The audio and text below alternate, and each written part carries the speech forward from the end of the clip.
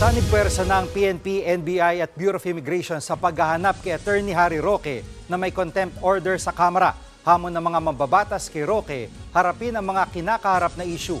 Nasa frontline ng balitang yan si Marian Enriquez. Lumipas ang buong weekend pero hanggang ngayon hindi pa rin mahagilap ng mga otoridad si dating presidential spokesperson Harry Roque. Ayon kay PNP Chief Romel Marbil, patuloy ang pagtugis kay Roque. Yan ay matapos siyang ipakontempt ng Kamara sa hindi pagsumite ng mga dokumentong hinihingi sa kanya para makita kung paanong lumobo ang yaman ng kanyang mga kumpanya at kung may kaugnayan ito sa mga pogo. Nakikipag-ugnayan na ang PNP sa National Bureau of Investigation at Bureau of Immigration. All effort po ng ginagawa po ng all law enforcement, not only the Philippine National Police, but all law enforcement po ang tumutulong po sa paghanap po niya po. Tuloy-tuloy naman po yung paghanap po namin. Hindi naman po kami hihinto. Hindi lang ito kay Harry Roque. Sa lahat ng taong merong processes galing sa ahensya, be it warrant of arrest, be it contempt, sundin lang po natin ang batas. Bumuo na rin ang tracker teams para matunto ng dating opisyal.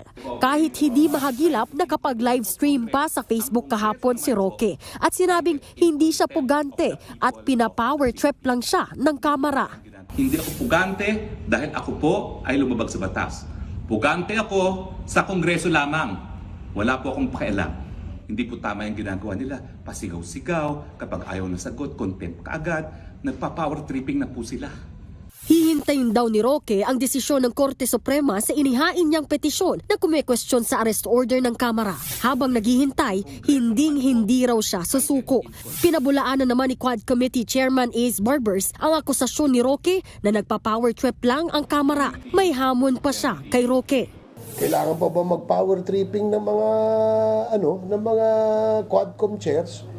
'Di ba? Marami ho sa amin ay mga bago. Ako, graduating ho ako. Kailangan ko ba mag-power trip?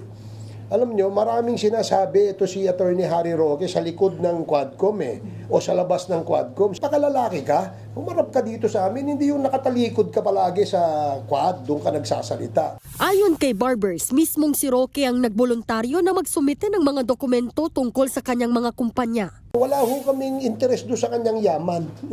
Ang aming interest is kung ano yung link ng Biancham Corporation at yung PH2 Corporation na siyang may-ari doon sa Lucky South 99. Yun ang interest ng Quadcom. Tingin naman ni House Committee on Public Order and Safety Chairman Dan Fernandez, ipinapakita lang ni Roque na may itinatago siya sa kanyang pag-iwas. If we really wanted to evade, if we really wanted to not to attend and pursuing other things in order to avoid it, then there will always be a presumption of guilt. Sa Webes ang susunod na pagdinig ng Quad Committee kung saan muling imbitado si Roque. Inisyuhan na rin ng show cause order ang kanyang asawang si Myla Roque matapos makailang ulit na hindi dumalo dahil umano sumailalim ng medical surgery. Nagbabalita mula sa Frontline, Marian Enriquez, News 5. Mga kapatid, Julius Babaw po. Iba na ang may alam at may pakialam sa panahon ngayon. Para sa Frontline ng mga balita, mag-follow at mag-subscribe sa social media pages ng News 5.